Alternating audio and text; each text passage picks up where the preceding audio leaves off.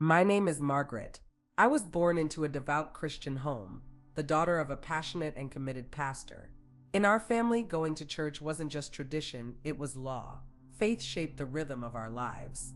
My father's voice would often echo through the house early on Sunday mornings as he prayed, prepared sermons, and practiced his messages aloud. Growing up, I couldn't remember a single weekend where we skipped Sunday service. I was there every week, seated in the second row, watching my father preach with fiery conviction. Sunday school was never optional, and I attended every Bible study, prayer vigil, and revival night our church hosted. My father believed that constant exposure to God's word would guard my soul. And while I followed the routine out of duty for much of my childhood, something deeper eventually took root. But what I experienced in December 2023 shook everything I thought I understood about God, eternity, and even my own child. At the time, I was grappling with overwhelming concerns about my daughter, who had just turned 13. She wasn't a bad child, but her behavior had shifted. She was distant, moody, drawn into social media trends, and always glued to her phone. Though I wanted to believe that children are innocent and that hell could never be their fate, I couldn't shake the nagging fear that something dark was slowly shaping her mind. Then came the day everything changed. It was a quiet morning. I was making breakfast as usual, eggs and toast, and decided to go upstairs and wake my daughter. I remember walking up the staircase, holding a laundry basket, when I suddenly felt my foot catch on something. Maybe it was the cat's toy. I lost balance and fell backward.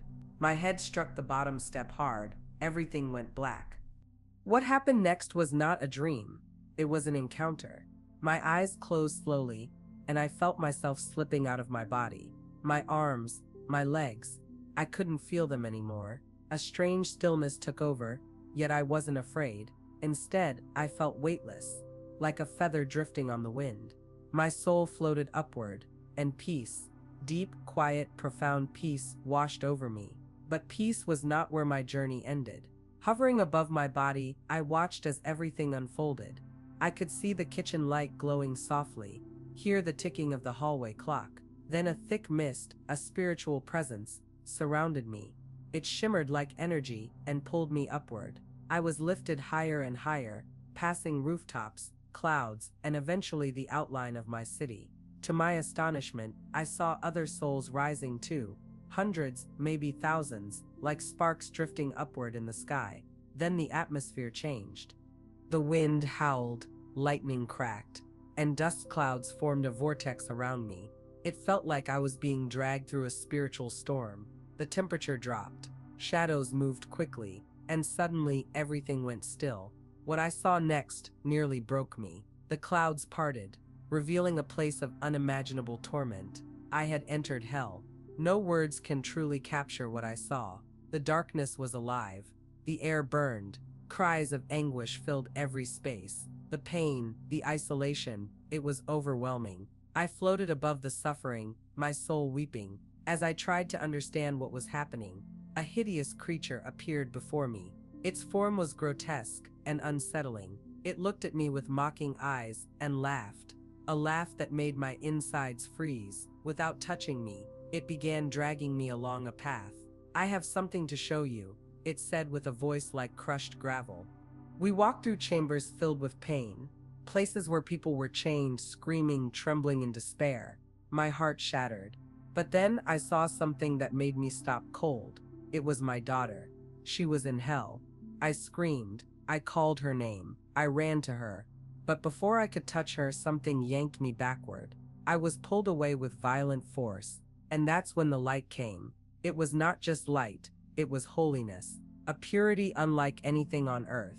It covered me completely. My thoughts quieted. My pain stopped. I was wrapped in something alive. And in the center of it all, I felt the presence of Jesus. There were no words spoken aloud, yet I understood every message he communicated to my spirit. His love was not like anything I had ever known. It wasn't simply forgiveness, it was restoration. He saw every fear I carried, especially the one about my daughter, and he addressed it with compassion. "You are not here because your daughter is condemned," Jesus told me, "but because her path is heading there.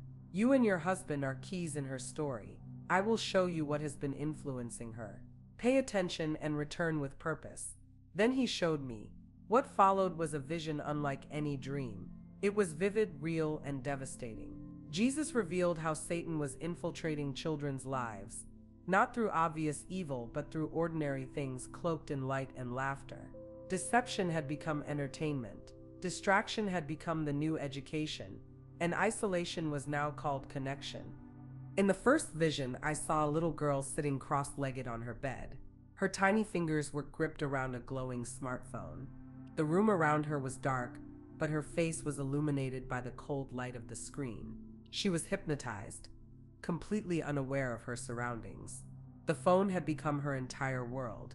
Her joy, her comfort, her idol, her eyes had lost their sparkle. Her soul was fading. I watched as Satan whispered through the screen, dulling her senses and building a wall between her and reality. I wept. Then Jesus spoke gently. This child is no longer in the world I created. She lives inside a digital prison. Her heart no longer responds to my voice. She has forgotten prayer. She has forgotten the wind, the sky, the laughter of real life. The enemy is slowly cutting her off. He quoted from Colossians 3:2, "Set your minds on things above, not on earthly things." She had turned inward, consumed by flickering pixels and curated lies. Heaven had become a distant thought. Her soul was asleep, and then came the second vision. Another child, another phone. But this time, something different was happening. The phone screen wasn't just displaying images, it became a portal. Doors began to open within the screen, revealing fantasy lands, alternate identities, fake relationships, and deceptive promises. The child smiled, stepped forward, and walked straight into it. I cried out. I understood this was more than distraction. This was spiritual seduction. Satan wasn't just entertaining children, he was shaping them, grooming them for detachment from truth, from self, from God. In the second vision, the child was holding a phone, but this time the screen was opening doors to a fake world. On social media, her eyes were fixed on a glowing screen filled with faces that seemed flawless, people who appeared more beautiful, more successful, and infinitely happier than she believed herself to be. With every swipe, she sank deeper into the illusion of their perfect lives. The expression on her face told the story of an inner war. She was comparing herself to these carefully curated images, and with each new post, her self-worth diminished further. This seemingly harmless scrolling was actually pulling her into a spiral of inadequacy. The bright screen became a trap, wrapping around her heart like a silent predator. Then Jesus appeared beside me. His presence brought warmth and gravity. Gently, he spoke.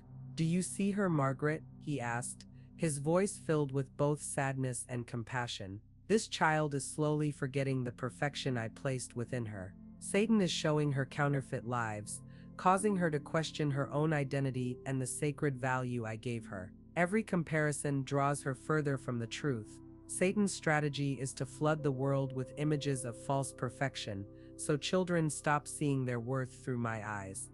I stared at the girl, her fragile spirit flickering behind her eyes. Jesus reminded me of a verse from Scripture. "Do not judge others by appearances, but evaluate them by what is in their hearts." 2 Corinthians 10:12. This child, like so many others, was being taught to accept worldly standards as the measure of value. She forgot that she was wonderfully made in the image of God. Social media had become a mirror distorting everything. Through it, Satan whispered lies that she must be prettier, more liked, more visible, that she must always be more. These seeds of doubt and inadequacy were being planted like weeds in her spirit. Even though the screen in front of her shimmered with color and noise, there was a gaping emptiness in her soul. This void wasn't from the lack of attention online, it stemmed from the absence of God's love in her daily life. She was unknowingly chasing idols made of pixels and filters. I watched as she daydreamed about living the lives she saw on the screen. Though part of her knew these lives were artificial, the illusion was strong enough to make her yearn for them anyway. Jesus leaned toward her, his eyes filled with compassion, and said, "This child was crafted by my love, uniquely and beautifully. But now she's trying to become someone else, someone the world has told her to be. She seeks purpose and approval, not in me. True identity is found only in my word." but the enemy has infiltrated even her sense of self. Then the vision shifted. Jesus brought me to another scene, this time into the heart of a family's home. I saw a little girl sitting on the living room floor, surrounded by her toys. Though the television played loudly and the lights were on, a heavy silence filled the room. Her father sat on the couch, locked into the television screen. Her mother was on the phone, laughing and distracted. No one noticed the girl in the corner. She looked up at them from time to time, but no one met her gaze. She returned to her toys, her expression quiet but heavy with longing. I felt an ache in my chest. Jesus stood next to me and looked directly into my eyes. "Margaret," he said, "many children suffer silently in homes like this. Their parents are near, but emotionally distant. This absence of love opens the first cracks. Satan sees the loneliness and enters through it." I turned to look again at the child. Her eyes were full of a yearning that hadn't yet found words. She needed love. She needed to be seen, heard, cherished. As the scene continued, a dark presence began to hover near her, subtle, quiet, almost invisible, but it slithered toward her heart like smoke. Every unspoken "I love you" and every ignored moment became fuel for this darkness. Jesus reminded me of another verse. "There is no fear in love, but perfect love drives out fear." 1 John 4:18. This child's soul was being filled with fear, insecurity, and sadness. The absence of affection had created a space where Satan could move freely. God had designed families to be the first reflection of his love. Homes were meant to be sanctuaries. But when love disappears, confusion and spiritual harm begin to take root. Wiping tears from my cheeks, Jesus added, "When parents fail to offer love, Satan steps in. Love leaves no space for the enemy to enter. But without love, children begin to carry wounds they can't explain, wounds that harden their hearts and distance them from my voice." The vision expanded. I saw the little girl's future unfold like pages in a book. As she grew, she became closed off, withdrawn. She stopped speaking her thoughts and began bottling them. She lost trust, not only in people but in God. Satan whispered to her daily, reinforcing the lie that she was alone, that no one cared. Yet even in this vision, hope flickered. Jesus said softly, "Love within a family is a reflection of my own love. When parents act with patience, attention, and compassion, they build spiritual walls that the enemy cannot penetrate." Time, conversation, affection. These are not small things. They are weapons of light. He reminded me of the parable of the prodigal son, Luke 15:11-32. "Remember," he said, "that father never stopped loving his son. Even in rebellion, he waited. He watched the road every day, hoping to see his child return. That kind of love is what brings lost children home." Then Jesus turned toward me and spoke more firmly. "Tell parents that love is their greatest ministry. No matter how busy life becomes, they must never be too busy for their children's hearts." Suddenly, another vision unfolded before us. This time, I stood inside a school building. The hallways buzzed with activity. Students rushed to class, books in hand, their faces blank with routine. I entered a classroom. Rows of children sat at their desks, quietly listening as a teacher lectured. What struck me wasn't what was said, but what wasn't. The curriculum was filled with science, formulas, facts, and theories. Charts lined the walls. Digital boards displayed complex systems. But in all this education, there was no mention of God, not a whisper of faith, no space for prayer, no talk of creation, no reflection on purpose beyond grades and careers. Jesus gestured around the room and said, "This is where many children lose sight of the eternal. They are taught to dissect, to analyze, to prove, but not to believe. Spirituality is excluded as if it were a myth, rather than the very breath of their being." I scanned the classroom again. The students were intelligent. They were attentive. They were absorbing every word, but their eyes, those windows to the soul, were vacant. The light of wonder, of divine curiosity, was absent. The students' faces showed a void. This void was a reflection of their complete lack of spirituality. The education system was pushing them only towards rationality and materialism. These children were learning scientific methods to analyze creation, but they were being taught to ignore the one who created it. Jesus stood beside me in silence. His expression was filled with concern. Then he turned toward me and said, Margaret, what is being taught to these children is creating a deep divide between their minds and their spirits. Satan is using education not to empower but to mislead. Science is being twisted into a weapon against the Creator himself. Instead of seeing it as a path to understand God's wonders, it's being used to deny his very existence. They are taught to embrace logic but to dismiss the supernatural. But remember, true wisdom flows from God. He reminded me of a verse from Proverbs 2:6, "For the Lord gives wisdom, from his mouth come knowledge and understanding." These children were eager to understand the universe, yet no one was guiding them to see that the wisdom behind it all originates from God. Into the spiritual vacuum, Satan was pouring lies, convincing them that reality ends at what can be measured, that the soul is imaginary, that God is irrelevant. Then, a teacher's voice echoed through the classroom. I heard him instruct the students, "Only believe what you can observe and test. Ideas like the soul or God's presence cannot be scientifically proven. Therefore, they must be set aside as superstition." These words echoed in the children's minds, pushing them further from God. Their hearts, once sensitive to the divine, were growing cold. Jesus turned to me and said, "Margaret, you must help restore the connection. Teach them that science is not the enemy of faith, but a companion. The laws of physics, the design of the body, the galaxies above, these are not accidents. They are signs. If children learn only science without spirit, they may understand how the world functions, but miss why it exists. God and science are not opposites.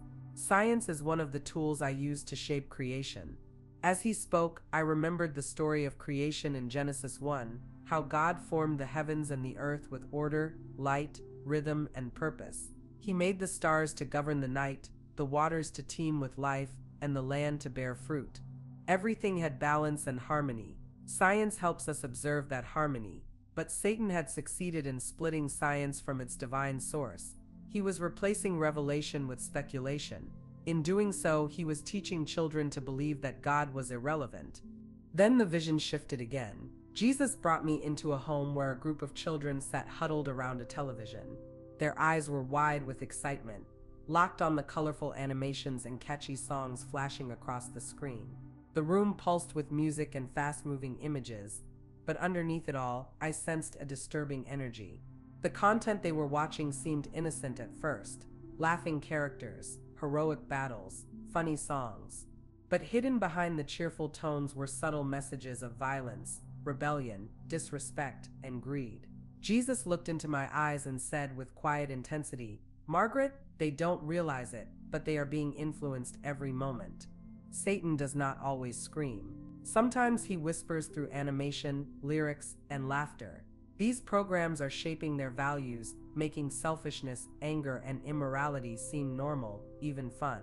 At that moment, I saw how even the most seemingly innocent shows were inserting messages that glorified arrogance, encouraged materialism, or mocked faith and family. I felt a chill. Jesus reminded me of another verse. "The eye is the lamp of the body. If your eyes are healthy, your whole body will be full of light." Matthew 6:22.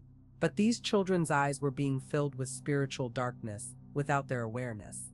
The bright visuals were simply disguises. Every violent scene, every suggestive song lyric, every mocking joke was like a drop of poison trickling into their hearts. Jesus continued, his voice firm but loving, "What they watch enters their souls. Their eyes and ears are the gates. If parents are not vigilant, Satan will educate their children more than they do." Then I saw another scene. Teenagers, wearing headphones, swayed to the rhythm of popular music. The beats were hypnotic, the lyrics catchy, but I could hear what the children could not. The words glorified pride, mocked purity, and worshipped fame. They were drowning in songs that subtly preached rebellion, promiscuity, and despair. Jesus said, "Music has power. It can elevate the soul or ensnare it." Satan knows this. He uses rhythm to bypass the mind and reach the heart. These songs are programming them to chase false freedom, to reject correction, and to silence the spirit. His voice softened with concern.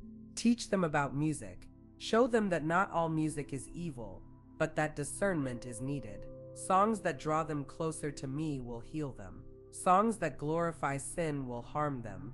Their playlists are shaping their worldview." I stood in silence, overwhelmed. I had never considered how much children absorb unconsciously. They weren't just watching shows and listening to songs. They were drinking in a worldview, one bite, one verse at a time. Then Jesus said something that pierced my heart. Parents need to lead. They need to be gatekeepers. Not just for what their children eat, but what they see and hear. Every image, every sound is either feeding the light or feeding the dark. He paused, then reminded me of another verse. Do not be misled, bad company corrupts good character. 1 Corinthians 15:33. Bad media, he added, is the modern form of bad company. Then he showed me a final vision. I saw a young child in a playroom, sitting on the floor with a toy car in hand. His eyes sparkled with joy as he raced it along the rug, making engine noises with his mouth. But even here, there was a subtle shift. He wasn't just imagining a race, he was mimicking a scene he had watched earlier on a commercial where wealth, power, and status were idolized. Jesus leaned closer and said, "This is one of Satan's greatest traps, the false promise of wealth. Even from a young age, children are conditioned to believe that success is measured by what you own, not who you are. Their toys begin to reflect their ambitions. Their hearts slowly attach to things, not truth." Before my eyes, a young child was playing with a toy car. But this toy was doing more than just entertaining him. It was awakening something deeper. It was planting in him the desire to acquire, to conquer, to accumulate. He began to associate happiness with ownership. I could see it in his eyes, the way they lit up when he imagined having more, being more, possessing more. But none of this longing had anything to do with God, peace, or purpose. Instead, it was the beginning of a life focused solely on material ambition. A seed of hunger had been planted in his heart, one that would grow unless redirected. At that moment, the spiritual reality struck me. Satan wasn't using darkness or fear to ensnare this child. He was using something that looked innocent, a toy, a dream, but it was laced with a subtle deception, the idea that fulfillment comes from accumulation. Jesus stood beside me, watching the boy intently. "Margaret," he said gently, "this child is slowly neglecting his soul in pursuit of success and possessions. The enemy is whispering lies, that more is better, that wealth equals worth. But true wealth cannot be measured in gold or gadgets. True wealth lies in peace, peace that only I can give." As the child grew, the hunger grew with him. I watched him chase achievement after achievement. He studied harder than anyone else. He competed, won, and pushed himself further. But no matter how much he earned, the void inside him remained untouched. It didn't shrink, it deepened. In his eyes, success meant everything. Validation came from accolades, not from prayer. Joy came from promotions, not from peace. His soul, once full of childlike wonder, was now clouded with anxiety and exhaustion. Jesus turned to me and said, "This child believes that the world's rewards will satisfy him. But one day he will wake up and realize he's gained the world, but lost himself in the process." Then he reminded me of Mark 8:36. "What good is it for someone to gain the whole world, yet forfeit their soul?" I watched in sorrow. This child, now a man, had everything on the outside. A gleaming car, a luxurious home, expensive suits, and power in the workplace. But when he was alone, he stared blankly at the ceiling, asking himself, "Is this it?" His heart was restless. His mind was loud. He filled his time with work, entertainment, and noise, but never stillness. Stillness would have exposed the ache he was trying to ignore. Jesus' voice was calm but firm. "You must remind the children of this generation that value doesn't come from things, that money can buy comfort, but never true contentment, that possessions can fill rooms, but not hearts. You must tell them that real peace comes only from me." I nodded, tears filling my eyes. The deception was so deep, so well crafted, that even adults couldn't see through it. What hope did children have if we didn't intervene? Then, another vision opened. The boy, now middle-aged, sat at the head of a long table in a vast home. A feast was laid before him, but he was eating alone. His family, once close, had grown distant. They resented his obsession with success. They felt unseen, unimportant.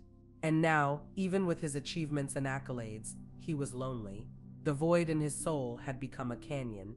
He tried to distract himself with new goals, new cars, new homes, new investments. But none of it brought him back to the joy he once had as a child, when he laughed freely, loved deeply, and believed easily. Satan had offered him the world, and he had taken it. But it cost him the only thing that mattered, his intimacy with God. Jesus said, "Material things can never fill the space meant for me. No matter how grand a life looks from the outside, if I am not in it, that life is hollow." Then came the most painful part.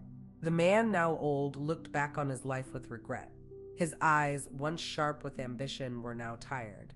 His memories haunted him, not because he sinned in obvious ways, but because he had lived without meaning. He had lived without purpose beyond profit.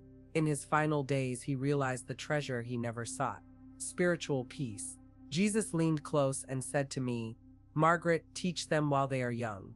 Let them know that chasing after things will lead them away from me. Show them that I am the source of identity, not money, not status, not possessions. Help them see that the greatest inheritance they can receive is peace with God." Suddenly, I opened my eyes. I was lying in a hospital bed, surrounded by my family. Machines beeped gently beside me. My body felt heavy, but my spirit was clear. What I had seen wasn't a dream, it was a revelation, and it came with a mission: spread the word. That was the phrase that echoed over and over in my heart. It wasn't optional, it wasn't symbolic, it was a divine charge. I had been shown these visions not to keep them, but to share them. The room was silent, but I could feel God's voice in my soul. This was no longer just about me. It was about our children, about protecting their hearts from the subtle lies of the world, about keeping their spirits alive in a time when everything around them tries to drown out the truth.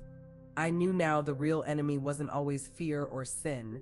It was comfort, distraction, false success. I turned to my family and whispered through trembling lips, "Mom, Dad, this wasn't just an accident. I've seen what's happening. Our children, they're in danger. Not just physically, but spiritually. We must guard them, we must teach them. Their souls are being attacked, and we need to fight for them." They stared at me, stunned, but I could see in their eyes the beginning of understanding. The mission wasn't mine alone. It belonged to every parent, every teacher, every believer, to speak the truth, even when the world doesn't want to hear it, to guard innocence in a world that seeks to corrupt it. In that moment, lying weak in a hospital room, I felt stronger than I ever had, because I knew what had to be done. God had given me a glimpse behind the veil, and I couldn't waste it. I couldn't remain silent. The love of God was the only defense strong enough to protect our children from the lies being fed to them day after day. Jesus had shown me what the enemy was doing, and now I had to show the world. In this battle, preserving innocence was the first step to staying true to God's plan. I knew what I needed to do.